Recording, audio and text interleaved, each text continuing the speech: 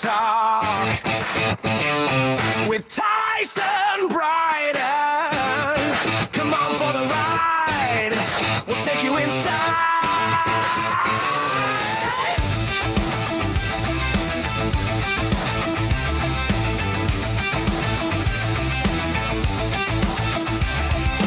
Non-stop rock talk. It's non-stop rock talk with Tyson Bryden. Come on for the ride. We'll take you inside. Welcome to Nonstop Rock Talk. I am your host, Tyson Bryden. Today, please help me in welcoming singer-songwriter and self-proclaimed Gypsy Soul, Brandon Reid Allen. Brandon, welcome back to the show. Tyson, it's been a minute, and I really appreciate you having me on the show, and thank you. No problem, man. It's great to have you back. And it's funny because I looked it up, and we spoke back in 2020, right when COVID had begun. Right when COVID, yep. And you were promoting Boxcar Junkies. Yeah, yep. And now I believe you're a solo artist. Yeah, so after Sony and the Boxcar Junkies thing, which was promising, but it was right during COVID, and you know how many people got so lost in the mud during COVID. Yeah. And plus, I hit the road and started doing a lot of solo stuff. And when I first started, I was Brandon Reid Allen, you know, my first 3 records. And I had this cool concept about Boxcar Junkies. And so I wrote the record and I brought in some amazing artists and we went and did that. But no, I thought it was time to go back to the roots. And that's pretty much where we're at now. And I've done some re-releases and I've done some new releases. And yeah, you know, just doing the grind, man, you know? Yeah, that's awesome. Now, as we spoke yesterday briefly, and you had some great news. Possibly you can kind of share that with me or my audience. Oh, sure. Well, you know, I've been independent, started Hobonation, started a label, and then, yeah, great news.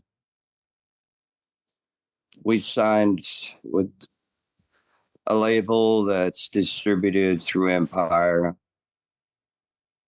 Delosha, and my agent from Beach Star Entertainment, Rachel Ryder. She's a rock star, man. You know what I mean? Yeah. And she hooked up the deal, and the agreement seemed amazing and it seems very fair because I hadn't really thought about signing with another label after Sony. Yeah. Because, you know, I was with EMI and then I was with Sony and then I was with all these.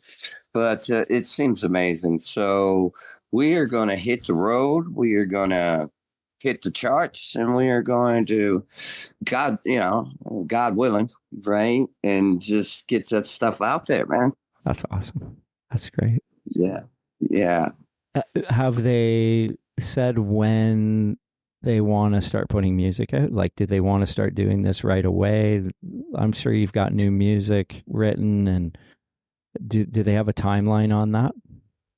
Well, what they're doing is they're promoting what I put out as we speak. Cool. We're doing Hey Mama, which is being featured on American Country Network, the video. So we're partnering with them. We're partnering with this label. Ruben is his name. He's amazing. And we're cut from the same cloth, by the way. Yeah. We come from the same background. And so we're doing all this stuff. And then, yeah, working on new music for sure. But in the meantime, we're just going to be promoting what we're doing and all that stuff. And all the new songs as well that was recently released. And then we're about to cut another record for sure. Cool. Now, I'm kind of curious. You mentioned Sony. What does it look like?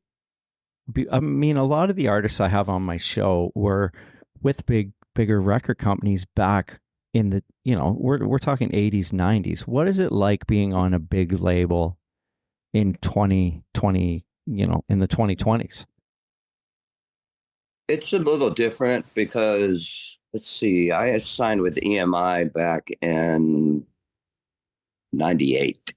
That was back when you're talking about. Yeah. And that was a whole different thing. That's when but nowadays it's at least 2020 anyway. Well, it was actually 2018 I signed. Yeah. And took a couple years to do the record. And our release party was 3 weeks before COVID. Oh, wow. Yeah. So I was in Houston recording the record. Yeah.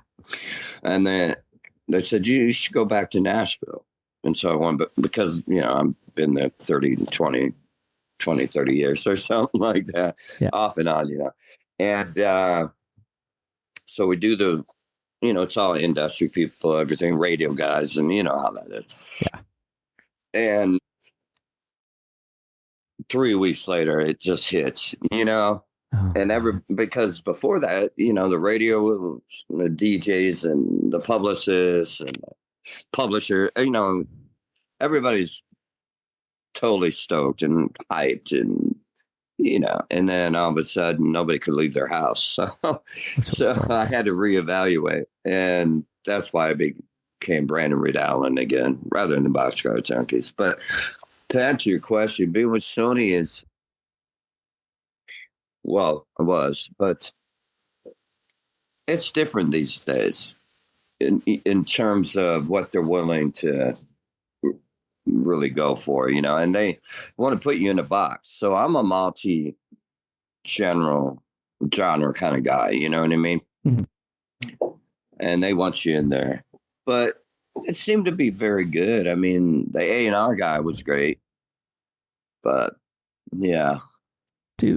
What's the promotion look like? Like when they're talking promotion for an album as you're going to release something, are they talking like, okay, Spotify and YouTube and things like that, as opposed to, they're probably not talking about radio?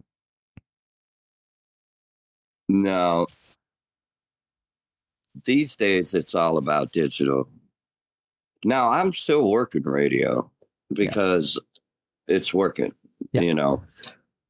But, yeah, they've got their own, I guess, system that they try to use. Yeah. And in my opinion, it's a give or take, right? Yeah. I mean, I like the old format. You go out, you put out an album, someone goes to the store, they buy it, you're on the radio, end of story. Or there is a video on MTV or two or three videos, whatever it is.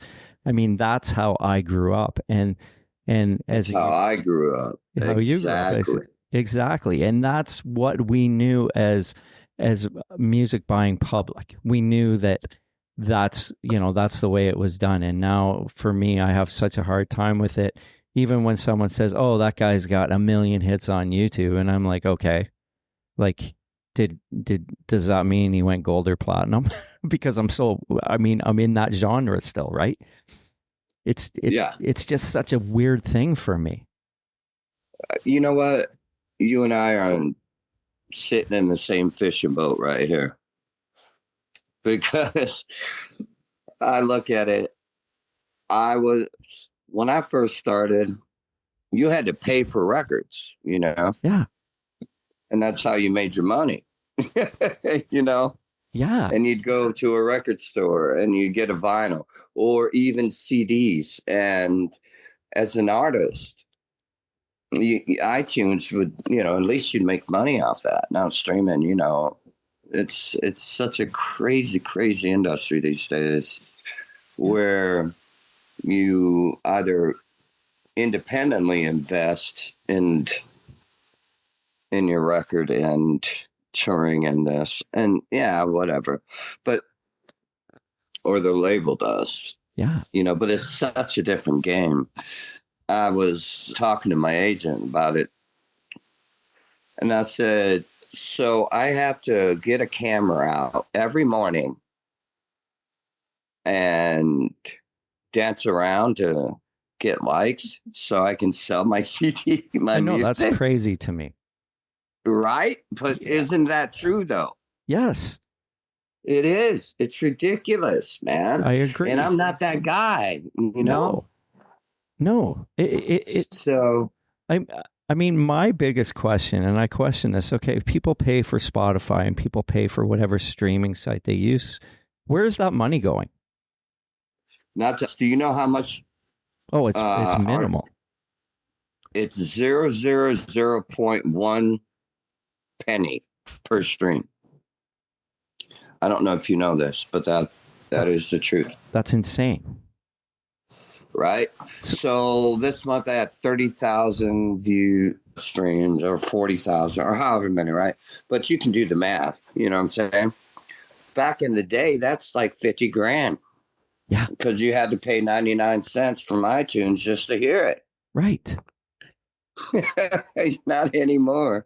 It's And then, you know, people don't even have CD players. So, you know, you can sell merch, but I mean, yeah, it's crazy. It's a crazy, crazy industry. But I mean, I love it and making a living doing it, but it sure wasn't like it was. That's for sure. No, it just to me, a lot of it downgrades the product. It's downgrading the product of music, of art, of working so hard on something and just saying, you know what, it's not worth it's only worth this amount, like under a penny, like to hear my song. That seems so wrong to me. Yeah, and I think it is. But at the same time, on a positive note about it, when you get them emails, if someone hears it and they're like, wow, this changed my life, you know? Yeah. That's if they just randomly somehow hears it, that's worth it. You know what I mean? And you do these shows and, you know, especially with the songs that I write that really are what I live, resonate, and people can relate to that, then I'm okay with that then. Yeah, and doesn't pay what it used to, but. And I'm sorry, I don't mean to go off on a tangent sounding negative. My curiosity was, it was more to do with, you know, the whole Sony factor and what the demographic looks like today. Yeah, right? Trust me. And then you should, if you want to know about Sony, you should turn the light off and stub your toe on the bed. Because that's about as painful, much vision you're going to get from them.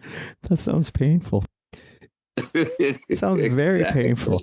Now, you are originally from Indiana, I understand, and you've made stops in Nashville, New York, Florida, Texas. But everywhere. Now, are you now in Wilmington, North Carolina? Is that where you're set up now? That's where I'm at for now. Yeah, I went down to Florida, went up the coast, and right now I am in Wilmington. I work in that. So, in your bio, it states everything I write has been lived to my depths, heartfelt, raw, and honest, and I love that. Sure. Like mentioning those cities, do you think those cities attribute to that songwriting as well? Oh yeah. Every city wrote a song, and every experience wrote that song. And my merch on the back of the shirt, people think they're tour dates, but they're actually when I wrote the song in each city. You know what I mean? Because every experience wrote that song. That's cool. In each city, yeah. That's really cool. Yeah. So it'll say, "Hey Mama, Salt Lake City, Utah." It'll say Gypsy Soul, Joshua Tree, California. And it's because it created that song, you know, for me. Because I don't, you know, look, I live in Nashville 20 years or so, but I don't go in the lab with 5 co-writers and write about stuff that ain't real. And I get it, and it's okay, and I love it, and I'm sure good songs come from there, but that ain't me. You know what I mean? Yeah. My songs come from me, not from them. So I was offered a staff writer job for Warner, Oh yeah. and that's where you're sitting. You sit in the publishing house for 6-8 hours with 4 or 5 guys, and you hash out songs and ideas about stuff that ain't even real. And I'm just not that guy, you know what I mean? Yeah. Yeah, I mean, And I think that's why I'm getting all the response. And I mean this humbly, but I think people in this, especially where we are today, I think people are tired of bullshit. They want absolutely. truth, and they want something that's real. And I can't write bullshit, you know? So I think why everyone's coming out of the woodworks lately is because they want substance, man. People want something that they can feel. Hey, I'm not alone. I'm not crazy because I'm up at 3:00 in the morning. My mind is racing. I'm not crazy because I have depression. All of this stuff is real, and I'm not crazy because I believe in hope, Yeah. that I can make this better. Yeah. It's like I can do this. And when you hear that in songs, it makes you feel like, you know what I'm saying? Like, we got this. We got this together. That's why Hobonation started, because we got this together. I was on the streets, man. Wow. I lived there. I had a life. I got a story, man. But I overcame it. I survived it, and I wrote about it. And now that's my mission, is to let them know, brother, you are not alone. Yeah. We're going to get through this, man. And that is my mission. It ain't to be a rock star. Only reason I signed with Sony, to be honest with you, Yep. after all those years, because I signed with them. I was young. I did the tours. I played with Alice Cooper and Lewis. Blah blah blah blah blah. Right. Yeah. But the deal is, they offered me a deal. I took it. You know why I took it?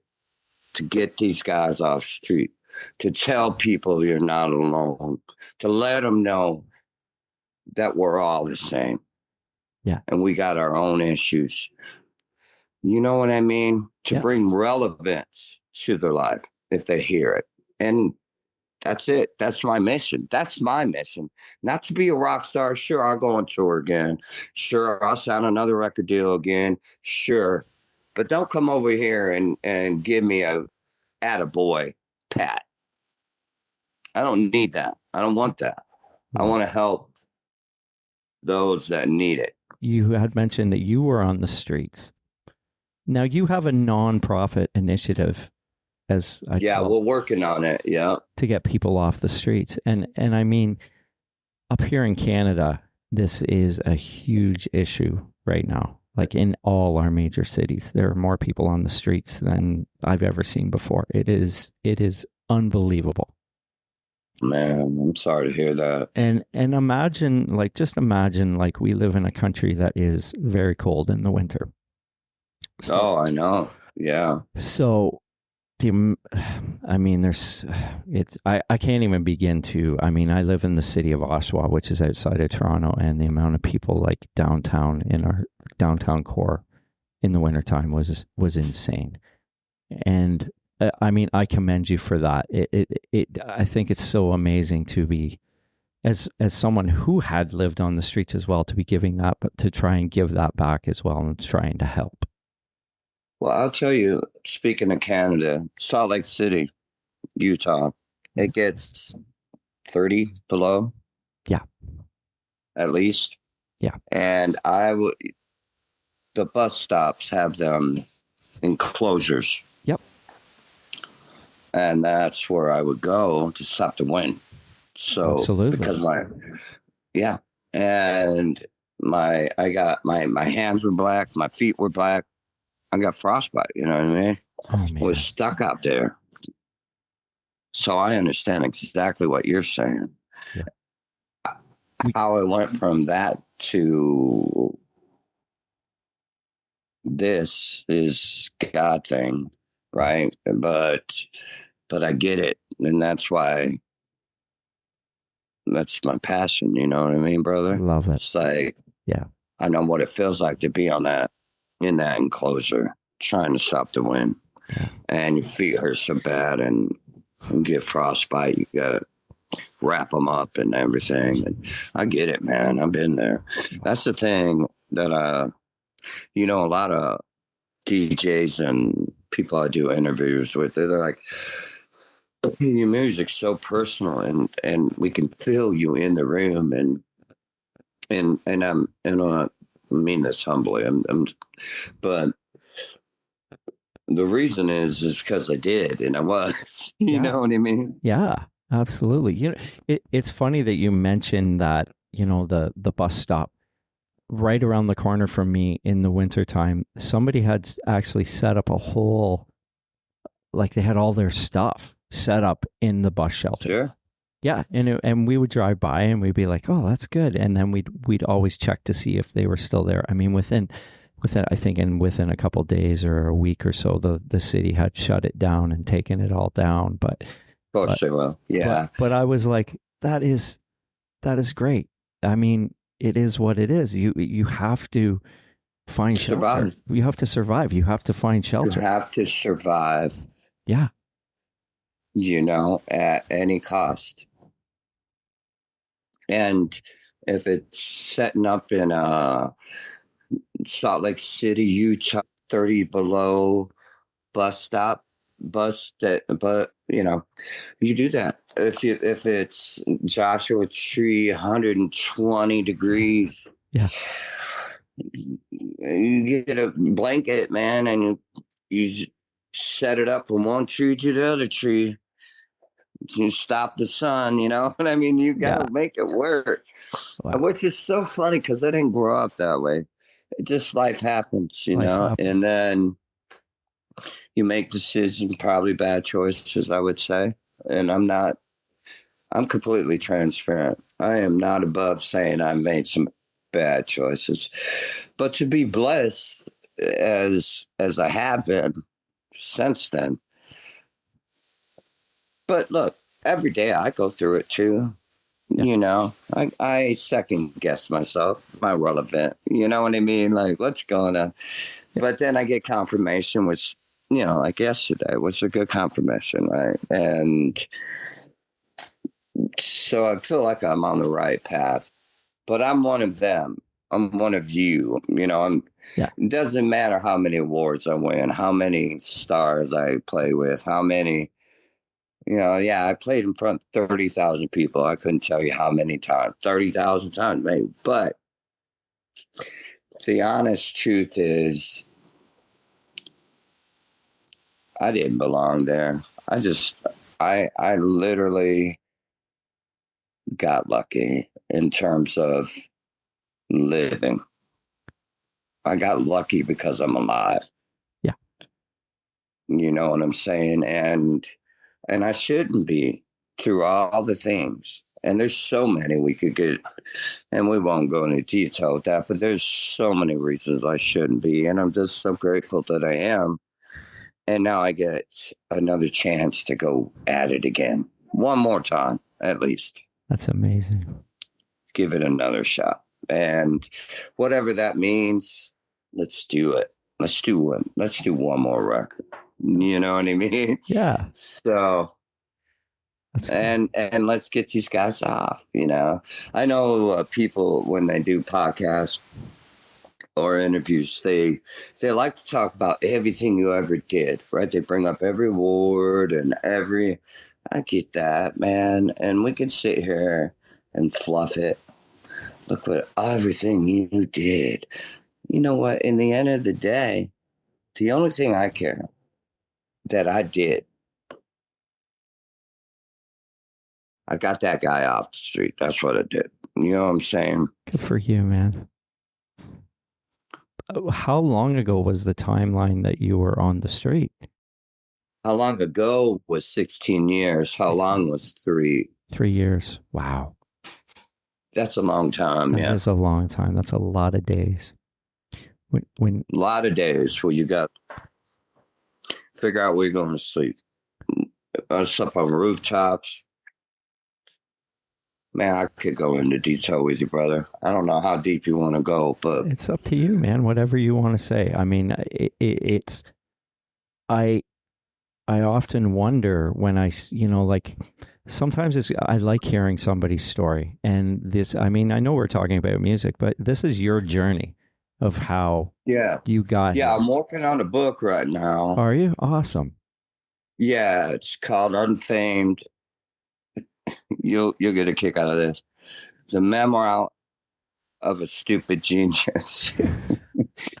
Love that title, man. That's great. Yeah, That's awesome. So I've been working on this book for probably 5 years, and it keeps just not working out. And now I'm starting it over again. So got a publisher reaching out. But I really think people should hear it, because it goes into more than just being homeless or being, that's one thing people go. So I don't know, many people go through, but I remember it well. Is my point. I mean, I'm not now. I have a beach house. You know what I'm saying? But that's what God does. Yeah. You know what I'm saying? So that's the story of redemption. That's the story of hope that I was. And I literally walk, my front yard is a beach, you know what I'm saying? But not that I'm living, whatever, like I'm rich or anything, but I'm living a good life and doing my dream. And I got out of the substance abuse, the addiction, the homelessness. But what's so ironic is 2 years before that, I was a worship pastor. If you can imagine that, I was a worship pastor, a father. Really? So to go for 10 years. So to go from that to the streets was crazy, right? Wow. It's not like I was just this junkie guy that hung out, hey, bro, and just did drugs and stuff. Yeah. and hung on the bus. No, man. It's just this, it's the, how life turns, and it did, and how you go through these challenges, when your life changes as it did. And that's what I read about. Yeah. I did a lot of good things. I did a lot of really bad shit too, but I did what I did. You know what I mean? And now I'm doing what I'm doing. And I'm just trying to make everything right from whatever I did wrong. And I'm trying to make something again. Now, I am curious about Writers' Night in Nashville, the Writers' Night series in Nashville that I understand you took part in that. Yes. Yeah. That was it. I was in Nashville. I think we were in Nashville a year and a half ago. And my girlfriend, my wife, and I we went to a place called the Listening Room. And that was that was a highlight of our I don't trip. mean to laugh, but yes, I know. I've played there many times. Yes. And that was, we weren't really struck by Broadway.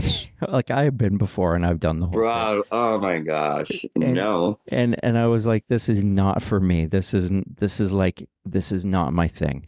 So it's party buses and bachelorette parties and terrible music. Yeah, exactly. As a real music fan, that wasn't for us.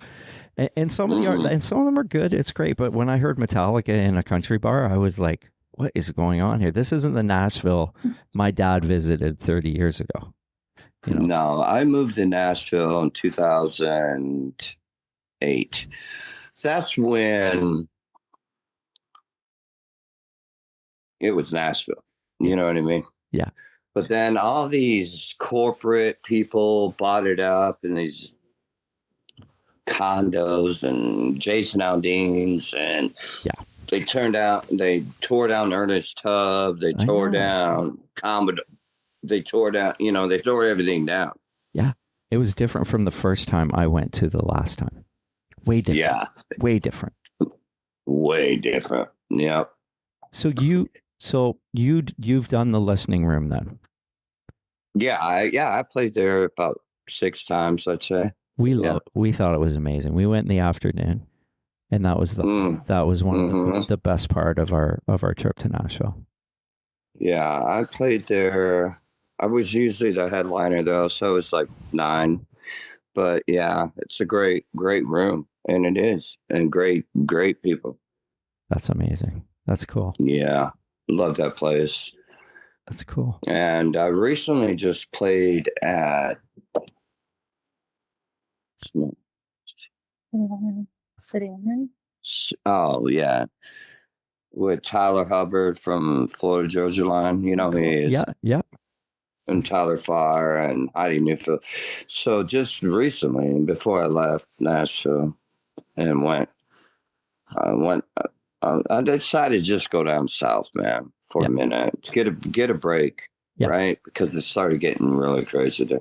But I did a show there, which you'll see on my website or YouTube, and did Long Distance Lullaby. But I got to play with these guys, and I know them, and it was a good reunion.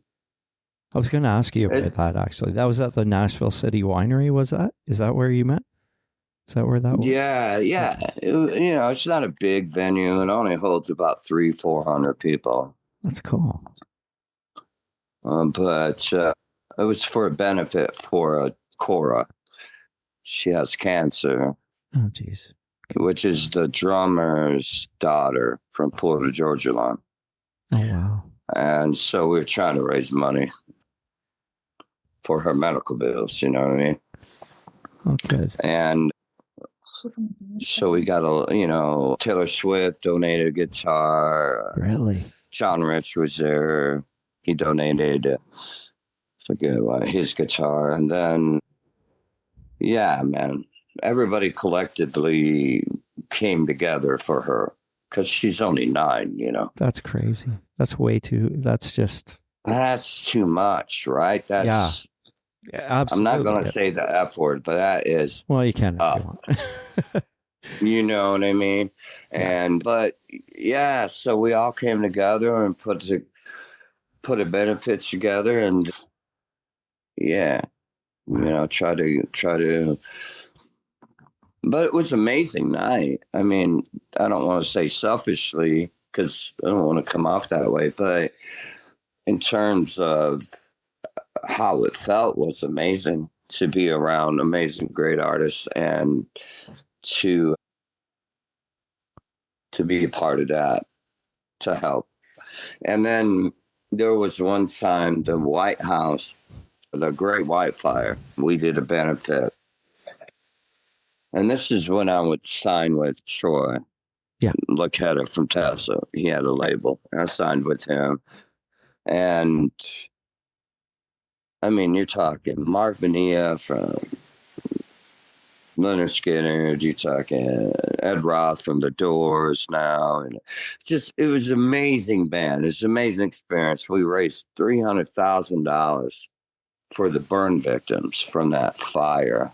I don't know if you're aware of the fire, but so in the Great White in Rhode Island, caught on fire. Yeah. Of course yeah. Yeah. So all the children and victims, it was amazing to be part of that. But at the same time, you feel like shit. You know what I mean? You're like, fuck, man. I'm trying, you're trying so hard but you can't make it better. No. You can raise some money. Yeah. But they're all there, and it's just, over 104 people died in that fire. And you go, man. I know. And here I am, so you go down stage. here's the dilemma. It's a conundrum because you don't want to be too happy.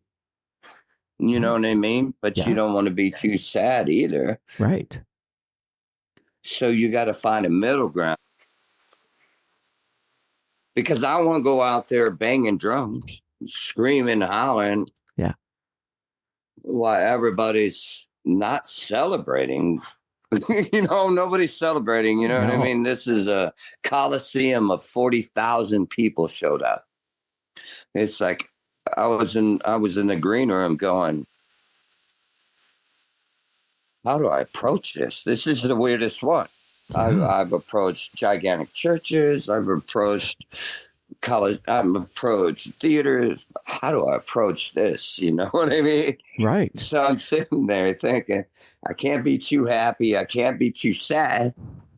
Right. Because what do you do? And it was, but you know what? If you look at the video, you'll see the video, Empty Chair. If you look up Empty Chair, that's when I had long hair. I don't have any hair anymore, by the way. It's all good. I'm there with you. No, it's all good. But if you look it up, you'll see, man, it was the right vibe. It was just the right vibe. Okay. And that was a God thing, too. And the family came up to me after, which really made me feel, I don't know.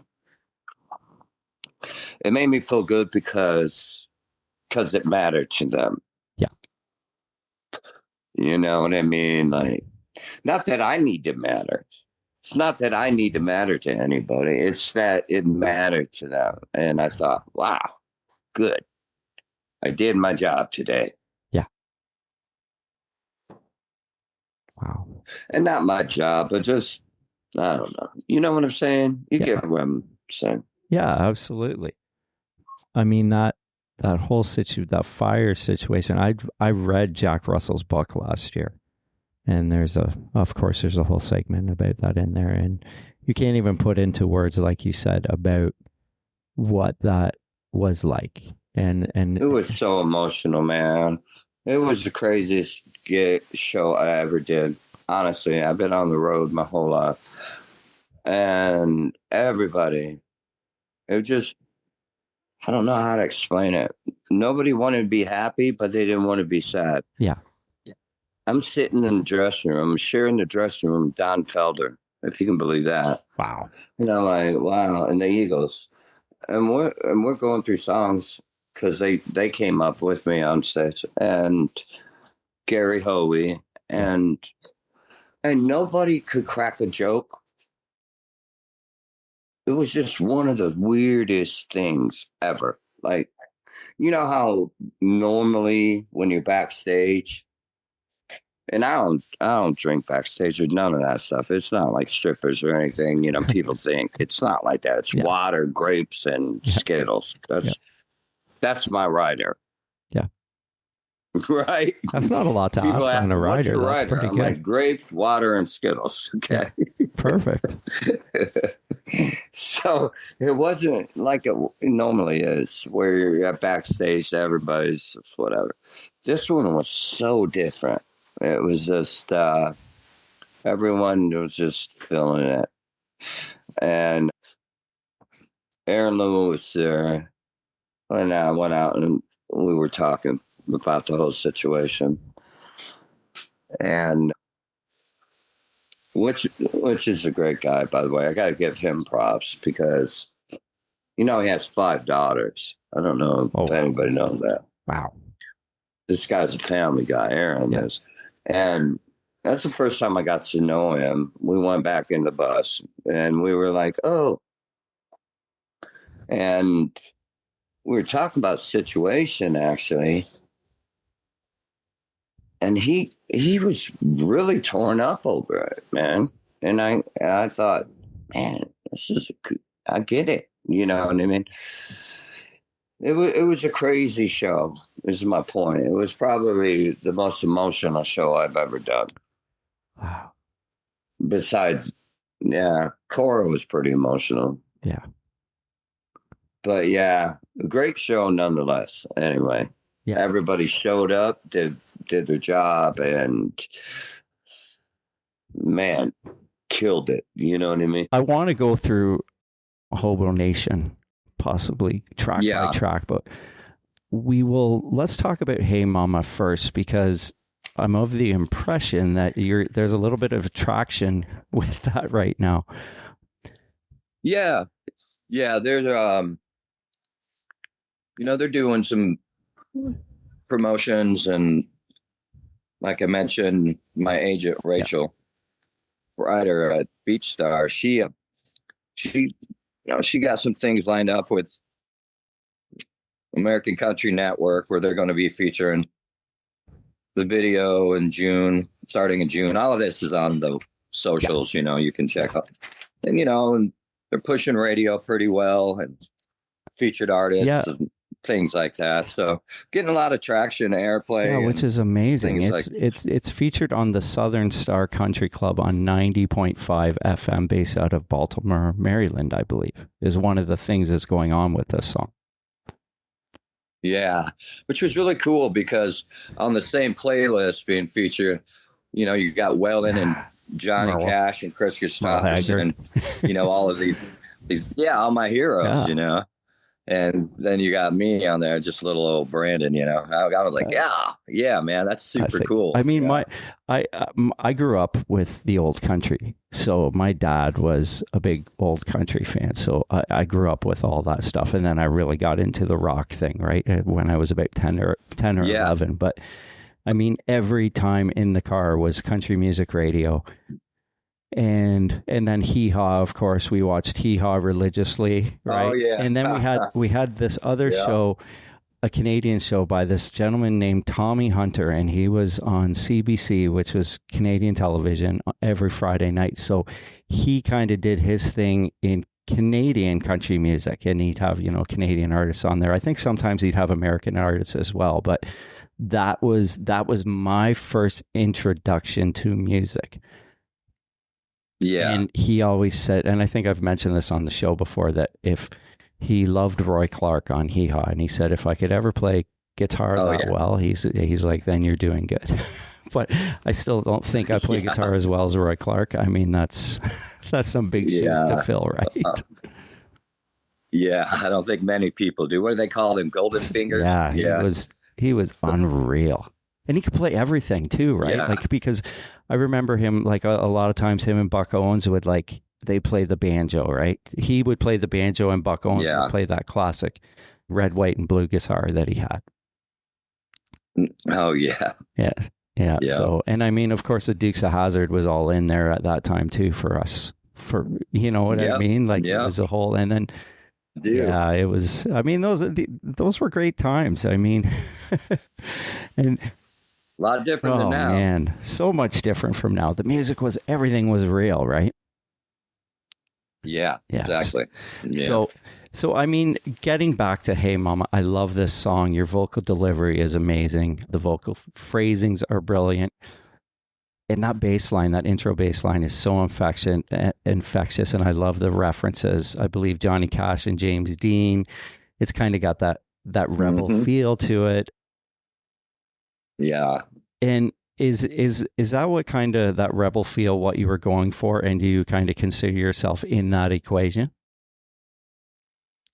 Yeah, because as we were talking last time, I write everything that I live, and I've rocked a jailhouse and soup lines in the city streets, and I hop out cars and hitchhike.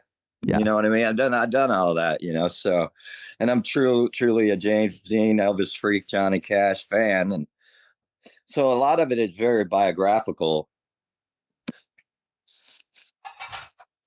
in a sense of, all of the lyrics in the course, and just kind of, just being free, being out there, living that kind of gypsy soul rebel life in a sense, just not conforming.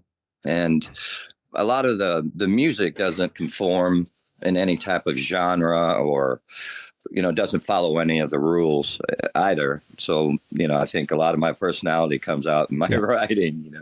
So I mean, I'm curious about that. I mean, as a music fan, what would you listen to on any given day?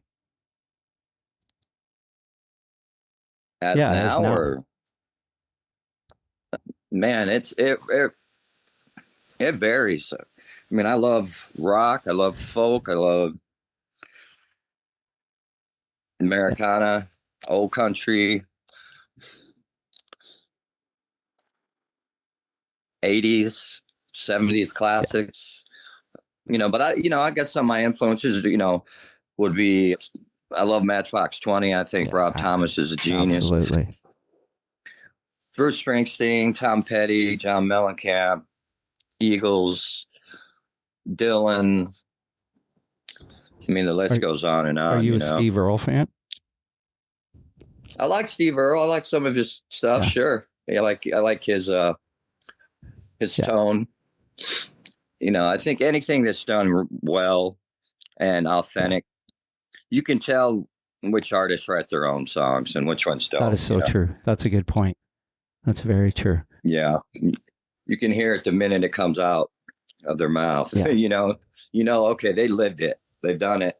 You can feel the love, the pain, the everything. Yeah, I mean, I ask about Steve Earle because Steve Earle, before Copperhead Road, my dad was a big fan of Guitar Town and the XO album. That was our introduction. He heard Hillbilly Highway on the radio, and he said to my mom, he's like, I have to get this tape. That goes back to the 80s. Yeah. Right? So he played that a lot. I ended up, I have it on vinyl now, and I have XO on vinyl, and I play them every once in a while. Oh, I love vinyl. Because, and that on vinyl is just this thing. And insane. Right? To me, that's what music is that warmth and that sound and that analog thing, Oh, and man, I got Bob Seger on analog, his The Night Moves. Oh man, I mean, that whole record is insane. But you just sit in front of them speakers and you hear that warmth of that analog, and man, you'd close your eyes, you'd think you were right there. I know, right? It's amazing. I put on Hotel California. This is probably last summer, and I was on vinyl, and it was the reissue. I had just bought. I got it when I was down in the U.S. and I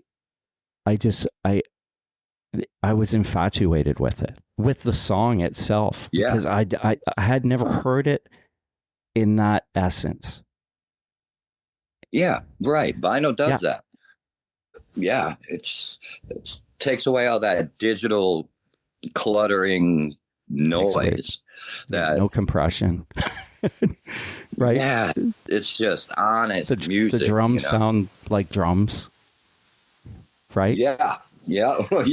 Because like a CD, that was my thing about when CDs came out. There was always something, I'd listen to an album that I used to have on cassette or on vinyl and go, it doesn't sound the same as it used to. This doesn't feel the same way it does. And right? It doesn't, because it isn't. Because it lost, there was something lost in putting it to digital, right? Well, yeah, and the brain could only handle, a certain amount of hertz before it starts becoming jumble, and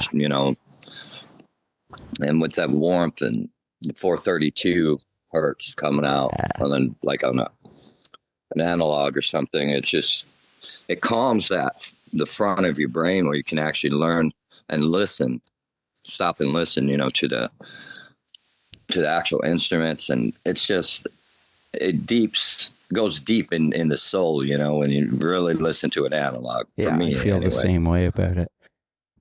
Now, changing the subject, we're going Gypsy Soul. I love the intro to this song. Is that B3 Hammond organ on there? Yeah, that's Ed Roth. Man. I don't know if you're familiar with Ed, man, but the guy's a monster. He's out with the Doors right now. Yeah, really, I just seen him not long ago, but he did all the Hammond B3s, organs, all of that on the whole record Wow. there. You cannot duplicate that sound. Like the B3, that B3 No. Hammond organ. I mean, and us talking about analog, that is analog to me, is a B3 Hammond organ. It is. It is. Man. It is there's such a warmth to that instrument. Yeah, it really truly is. I love it. I'd put it in every song if I could, but you know. No, you kind of mentioned that in Hey Mama, you kind of mentioned that you are the Gypsy Soul. So I guess you would say this song's kind of self-prolific then, is it? Yeah. Yeah, I mean, it's exactly it. It's, you know, I mean, it's a great vibe. You know, it's a great road trip song. You got your windows down, the radio cranked up, you know, and it's just a really fun song. But then when you really get into the lyrics, it's about, you know, actually living out there, living the Gypsy Soul life where you're not necessarily tied to one place and you're just out there meeting people, and you know, you're in the back of an old pickup truck riding down a dirt road, sharing a bottle of whiskey with a total stranger who just got picked up. That is awesome. Out in the middle of somewhere in Texas. You don't even know where you're at. Oh, that's cool. You know, I love that. yeah, it was a pretty cool thing. You know, this was many, many years ago. You know, sometimes I used to say being on the road and all of that's really cool, and it's comfy when you got a bus and all that. But sometimes, even if it's just you and your car or your truck, but I've been in situations where when I was younger, you don't have any of that. You just got a backpack and your guitar, you know, and you go and hitchhike. And that's back when things, you know, people would actually pick you up, and Oh yeah. you could get on a train yard without, you know, it wasn't like it is today, you know. Right? I mean, yeah. I mean, especially you don't see a lot of people like up here. We don't see a lot of people hitchhiking anymore. Yeah, no, you don't hear. No, it's not like it was. You would always see somebody years ago, right? Oh yeah, man. When I was 19 or so,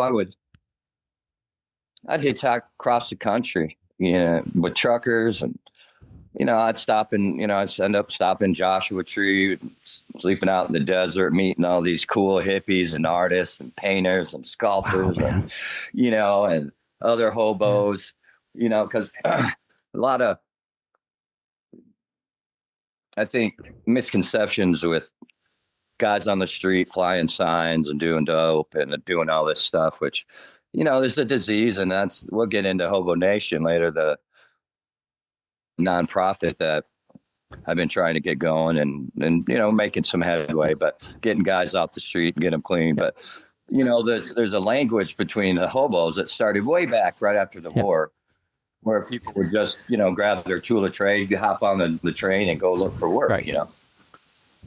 And then they would leave certain signs on trees that, you know, danger or good, you know, keep going down this trail. There's a path, you know, there's work.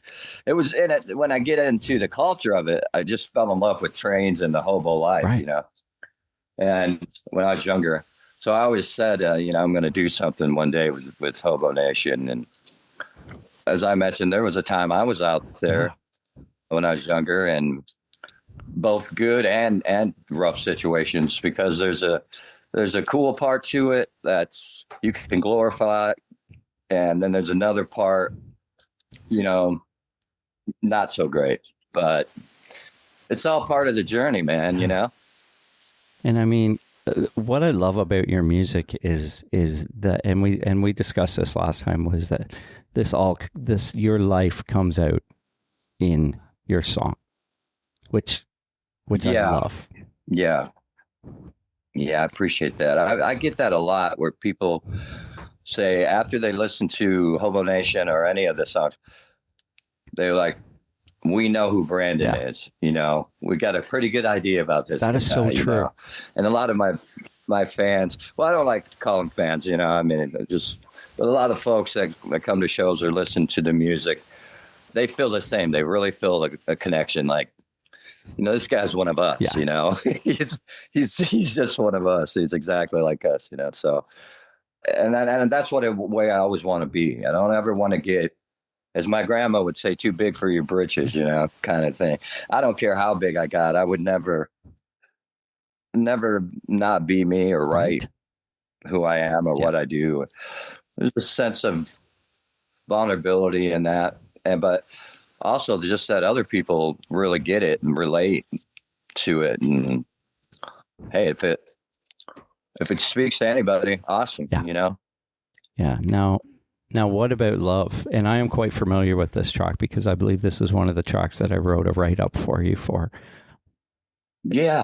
Yes, which I appreciate, by the way. I mean, it was easy to write. It wrote itself, to be honest with you. The music wrote itself. It was easy to write about that. I mean, sometimes, when something's right in front of you and it moves you, it's easy to write about.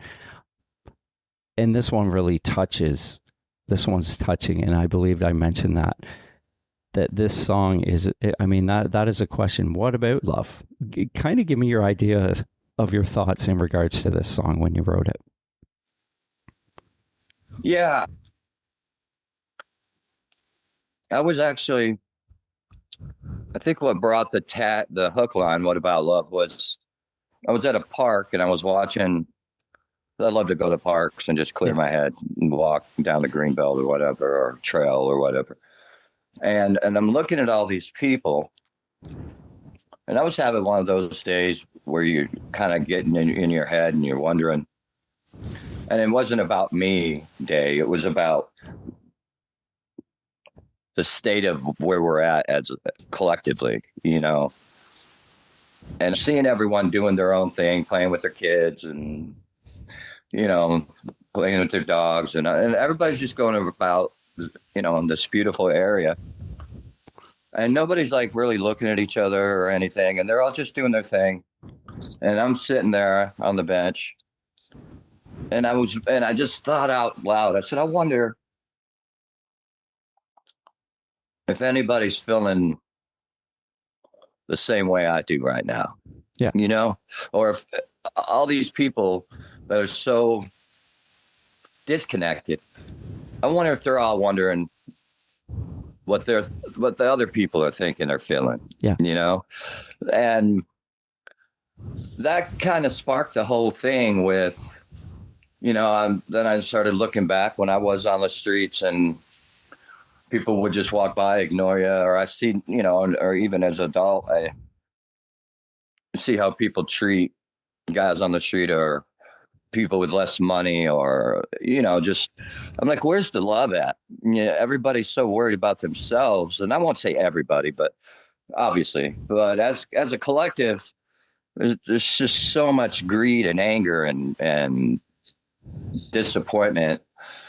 And everybody's just struggling to get by, especially nowadays with everything being so expensive. And when I wrote What About Love, it was during the pandemic, actually, and right after. And we had all been cooped up in our houses. I remember that tagline that I was, before the pandemic hit, about when I was sitting in the park, and then all we had was time to think. And so I brought up all my own personal experiences, and I thought, this is going to be an anthem for Hobonation. If anything, if we can just get people to stop for a second to think, well, I don't think we'd be in the situation that we're in a lot of the times if we could just step outside of that situation and ourselves and think of, others more often. Absolutely. And, with compassion.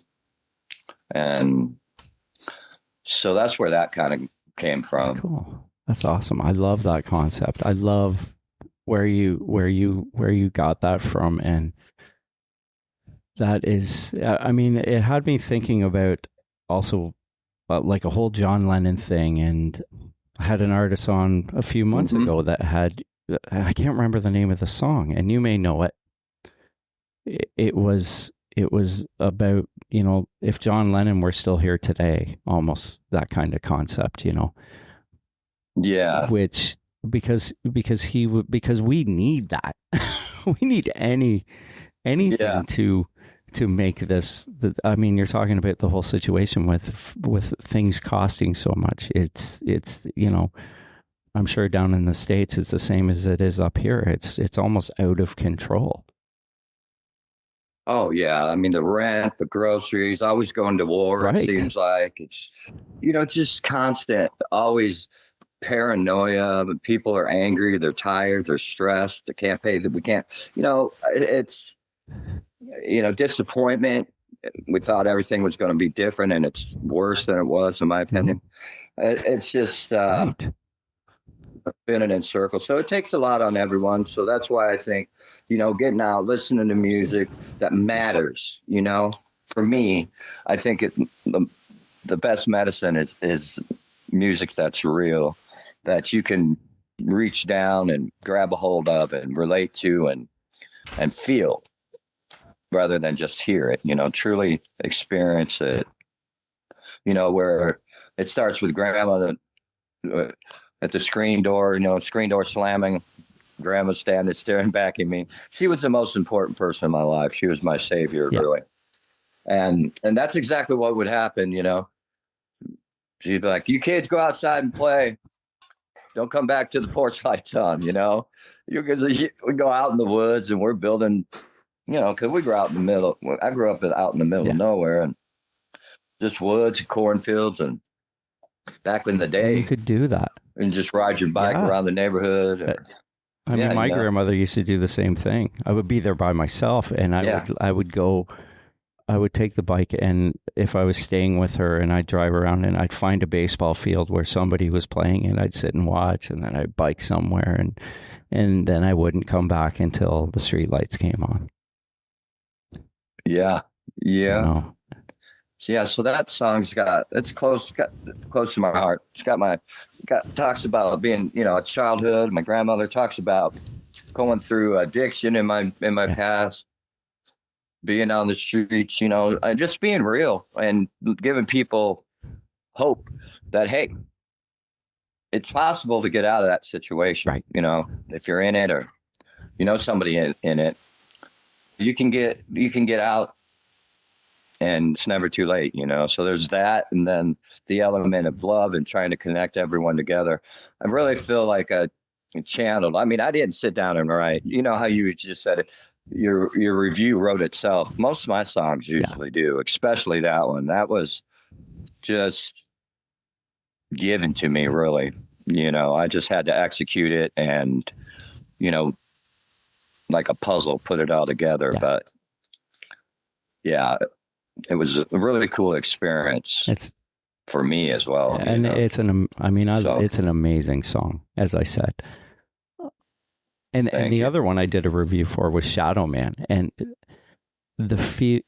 Shadow Man. the feel of this song is so infectious. Your vocal, you feel it in your bones. You can feel the emotion in your voice. Now, yeah, I heard that with that one, and that's probably one of my favorites. How did you prepare to record that? Did you have to prepare for that, or you just No, I just went in, played guitar, and sang it in the studio. It almost didn't even make the EP. And the last day, I said, "Hey, I want to add like an outro, basically a song that wraps up the whole story of the EP." And I had written it, you know, I was in the process. I had just finished it, but I had been writing it for quite a while. It's just one of those when you pick up your guitar and I'm like, do, do, do, do, do, do, you know, the guitar lick. And then we just play a couple licks and write a couple verses and a couple lines. And I realized it doesn't even have a chorus, and it didn't need one, you know, just So yeah, it's one of those that somebody had written up. It's an entire lifetime in a but I think it's a 2 minutes and some odd seconds, however long it is. But yeah, it's deep. It's one of those you really get, or you may not, but it resonates. And there's like you said, you're talking about that guitar riff. It's kind of got that cadence to it that it's just simply, I mean, I think is brilliantly done. It is just a great song. Thank you. Now, Yeah. I skipped ahead but we'll go back to it. Dream of Angels, and that has again a prolific beginning, and it automatically captures you. It almost has it's kind of got more of a '90s vibe to it, and I love that. Yeah. Yep. Yeah. I called up my friend Gary Hoey, which is he's insane. A crazy guitar player. And I asked him. He's an amazing player. Oh yeah. I'm quite familiar with Gary. Yeah, he's amazing. Yes. And a great dude too, good friend of mine. And I asked him, I said, hey, I've got this Americana project I'm doing. I said, it's a little blues, it's a little rock, it's a little country, it's a little acoustic. So, and when I was talking to Sony, and the producers over there, I said, well, I'm bringing in a harmonica. And they said, what? And I said, yeah, I want to harp on it. They gave me a hard time for putting the pedal steel on What About Love? And I said, no, without it, it wouldn't, you know what I mean? Yeah. It wouldn't be as dreamy and whatever you want to call it, because it's a setup is what it is. I'm setting it up for, here's real reality, people, we got to keep it real. But yeah, Dream of Angels, man, I said, would you mind throwing some guitar on there and writing a solo? And boy, did he kill it, man. I mean, it wouldn't be, anything without that. So wow. I was really fortunate enough we got him on there. And yeah, that's a pretty deep song too. You know what's funny about Gary is that I'm not sure if you're familiar with the Heavy Bones album he did with Frankie Benelli. Mm-hmm. So my wife was listening to one of the slower songs on the album one day, and she came back and she said to me, she's like, that song, she loves the song. I think it was 4 a.m. TM it's called. She loves the song, but she's like, that guitar playing sounds like how you play guitar. And I was like, really? I said, because A, I love that song. And B, I said, I love how he plays guitar on that song. So maybe without even knowing it, I've picked up something along the way of, like his tone and his sound and how he plays. So to me, that was a huge compliment because I love how he plays. So I just it immediately made me think of that, and I love the fact that he's on that song. Oh yeah, he's he does a lot for the community and gives back and tries to help artists. Yeah. And I just love his spirit and his soul, and it comes out in his music. His guitar playing especially, and his songwriting. His new album, I loved his blues record, and his new album Avalanche is also, he went back to the 90s kind of rock again. Sounds I'll really have to cool, check that out because I have not. I'm not going to say I have because I have not, but I will. Yeah, it just came out recently. It's called Avalanche. It's everywhere. You can download it. He kind of pops in and out here and there, like, because I know years ago he had worked with Lita Ford on her Living Like a Runaway album, and that was kind of he is right now too. Yeah, he's doing another one with Lita and some other folks. Yeah, that's awesome. Yeah, he's kind of a guy that I think certain guitar players and people know him, but then he doesn't get as much recognition as he should. Right, he's totally underrated. Yeah, because he's such a talent. So as you know. And the people that do know him, his fans are diehards. You know, he's still out there doing it, and you know, he's got his core fan base, and man, they don't miss the show. He sells out every show, Really, you know, eh? which is great that he's still doing all That's that. amazing. That's so cool. You know, especially that's all we can hope for is that these days that we can still do what we do because, you know, with AI is crazy, ticket prices are crazy, everything's so crazy. Yeah, the ticket prices are it's so disappointing. Well, isn't that all the whole thing is? You know, like when we were growing up, 3 bands for, you know, $25-$30. That's no longer a thing. And you had a great time for that amount. You know what I mean? Oh yeah. It's and this whole, you know, Live Nation and Ticketmaster and everything. It's just I understand the logistics of some of it. I mean, I guess you have to recoup costs where you're not selling albums and you're, you know, but even merchandise has to sell for more money. You know? Oh yeah. Like it. Yeah. My daughter went to see Taylor Swift, and she loves Taylor Swift, and we know Taylor Swift, you know, like she sells at concerts constantly. And I think she bought a hoodie, and she's like, I'm not even going to tell you how much I paid for it. I was like, I don't want to know. I don't want to know. That's ridiculous, but I believe it. Yeah. Yeah. Yeah. And I love it when you see artists that come out and say, you know what, we're going on tour and we're keeping the prices. We're going to try and do it this way so that it's for the fans. Yeah. And they make it tough to do that. I know they do. They totally do. So but the nice thing is, you know, like there's still artists that like my wife and I love Richie Kotzen. And I've mentioned that on the show before. And we will go down to Detroit to see him and in a club. And we saw John 5 and Richie Kotzen last November in Detroit. And that's kind of the only way that we actually go out and see music now is most of the time it's in a club because it's a lot cheaper. Yeah. Right? Yeah. Well, and that's what I'm gearing up for fall. Awesome. And the majority of the venues are clubs, you know, just hitting the road, doing all that right now. I mean, you can't beat the club vibe anyways. It's all. No, it's so intimate. And I love the acoustic because a lot of the stuff I'll be doing just me and my guitar, which I also love that too, you know, like a John Prine kind of thing. My wife loves John Prine. Yeah. I mean, she's originally from Newfoundland. So John Prine is like he's a god in Newfoundland apparently. So I bet.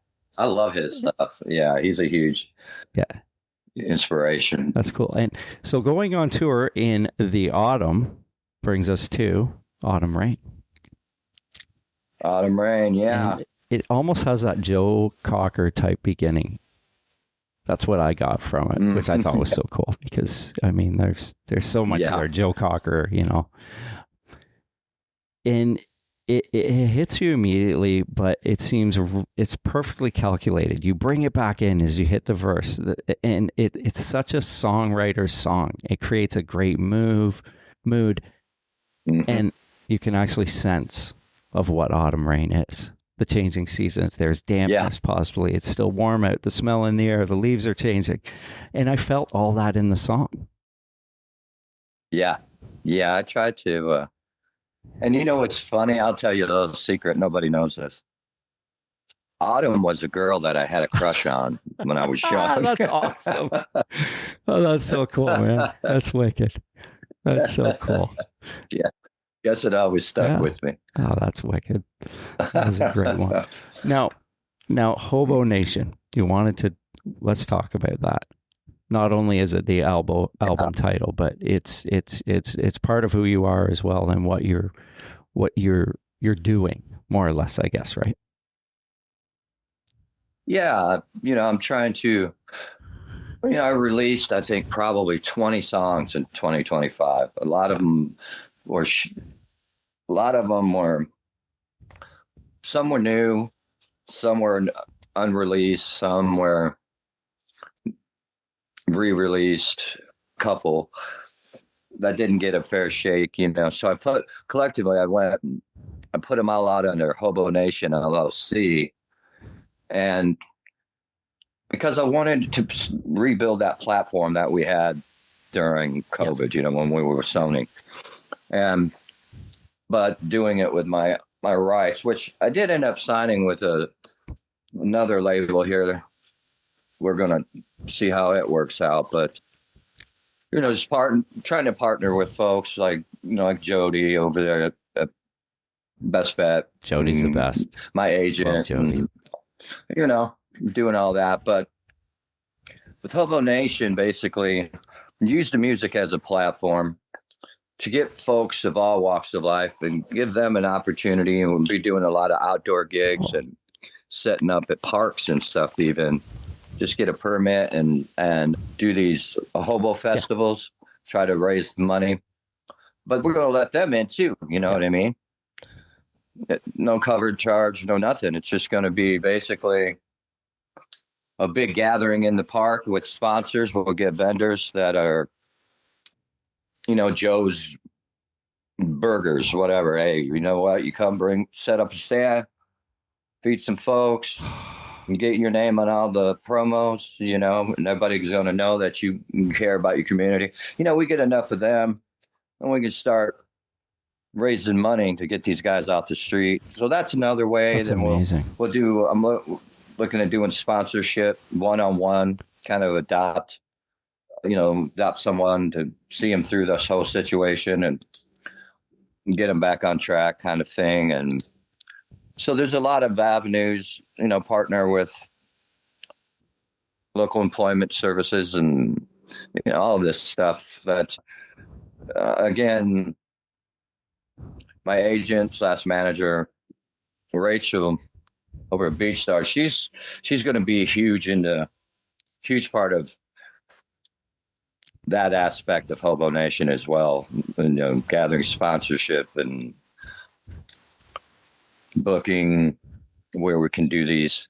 And of course we'll still be doing the regular shows and all that as well, but this is kind of something separate but the same. So where I see Hobonation, where folks are, you know, like the fan base we already have, they're becoming involved, you know, in this because it's something that's close to their heart. There's, you know, a lot of like-minded folks, you know, listen to the music.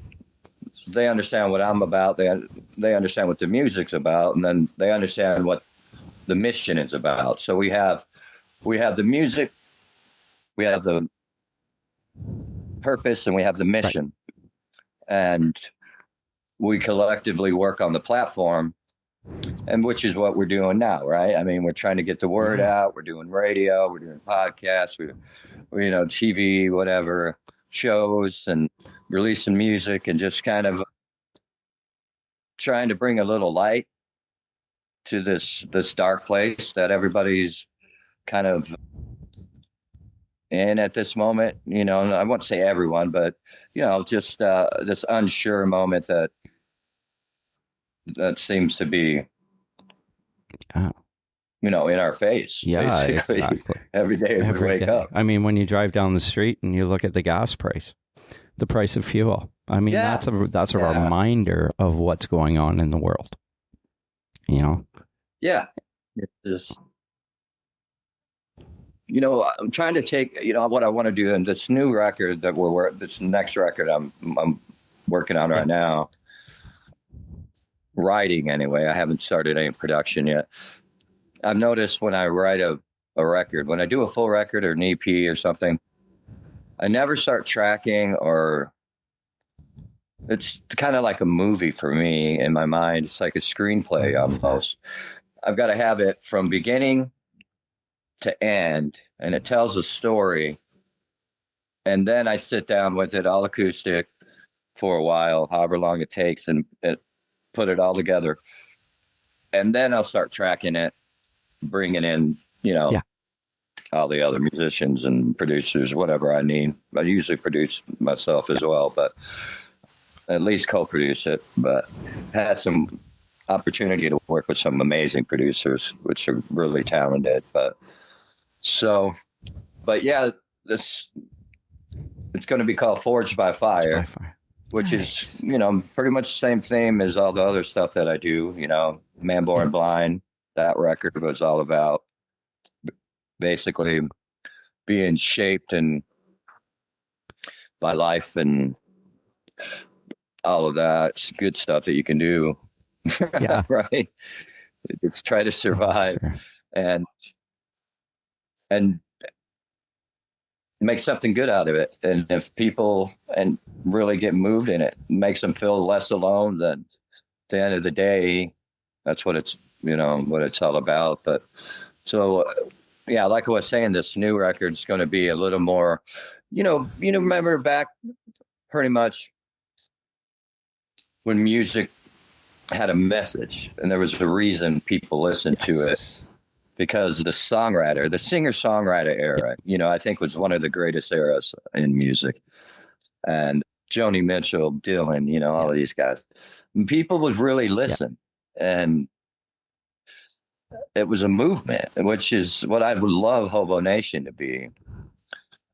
At least turn into just something that can help change the direction or course of even just one person's life. But as a collective, if we could do it together, that's going to raise not only the vibrations of everything around us, but the morale as well. And I think it all starts with a crazy idea that just might be crazy enough to work. Love that. I would love to see that, where we get back to that, because I want to see something change. I want to see some kind of change. Like, I keep waiting for it and hoping that there's going to be, that we're going to get away from all this. I mean, the technology stuff of music being all about technology and, like drum machines and fake bass and auto-tune and all that. All that. And now they got AI. Like, we need to... You don't even know who wrote it. Exactly. We need... Like, singing. what happened? Well, and it's making us question everything. Oh, absolutely. I mean, everything. Absolutely. You look at a video, you think you're watching, no, that's AI. You hear somebody singing, no, that's AI. And a picture, art, all the creativity, it's killing all the creativity. Exactly. It totally is. And it's like, okay, I'm going to listen to what I used to listen to, what I listened to before, because I know that it was real, it was real, right? And I mean, I hate the fact that you're listening to a song and you can't trust it. You know what I mean? Yeah, I don't really listen to new music. For the most part, I don't. But no, which makes it hard for guys that aren't really established, or because there's a lot of great up-and-comers that do have great music. But nowadays, how do you know? You don't. And, and the thing is, if someone is an up-and-coming artist and gets a record label gets a hold of them, and then they want to mold them into what they want them to be to make them famous. You know what I mean? Oh yeah. I do. I've been there. Right. Yeah. Which is I hate that. I hate that. Oh yeah. Well, they take creative control. They bring in their musicians. You don't even hear the song. You go in, you do some vocals, scratch vocals to a click track and an acoustic, and you don't hear it till you come in to do the vocals. It don't even sound like your song. And then you put your vocals down. Week later, you come in for the final they've screening. Them, right? Oh my gosh, the vocals don't even sound like you.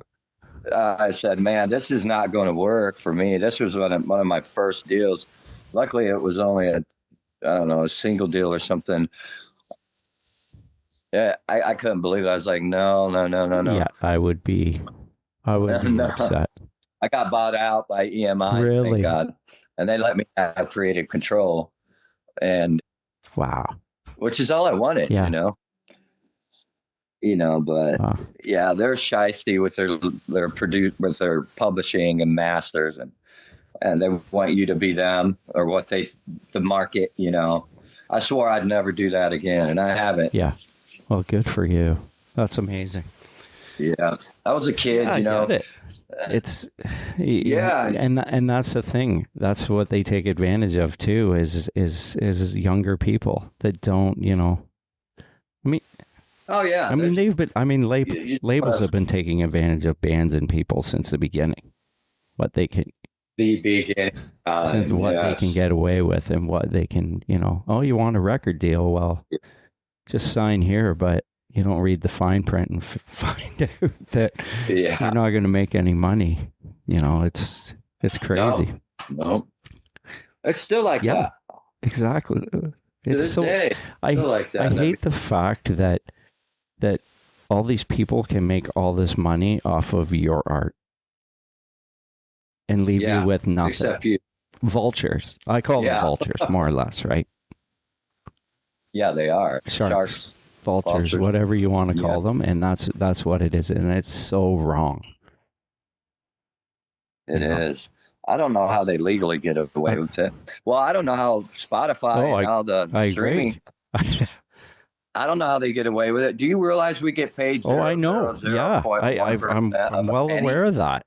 It's horrible. Oh my goodness, horrible. I used to get. I had to live off my publishing. Not anymore. Now I can maybe go to dinner. That's crazy, man. That's crazy. Oh, well. Well, Brandon, I want to thank you for joining me today. Absolutely. I appreciate you having me. No problem, man. And is there anything else you'd like to add before I let you go? No, I just, just be your brother's keeper, Just keep on hanging on and look us up online. Check out the music. Leave us a message. I'll get back with you, and hopefully we'll see y'all out there. Right on. And when this new album comes out, hopefully you'll come on again, and we'll discuss that album. Okay, man, that's awesome. You better believe it, my friend. Okay, you better believe it.